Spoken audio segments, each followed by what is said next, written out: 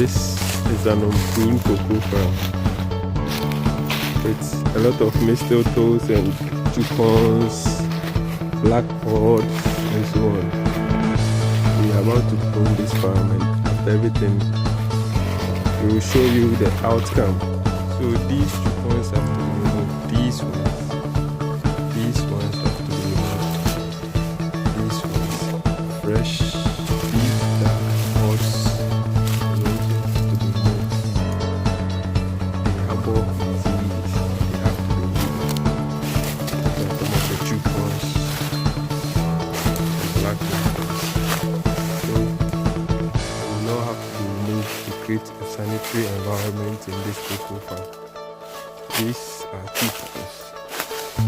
Fresh as they are, they only derive the mother plant of most nutrients competing with it, so they will have to be removed.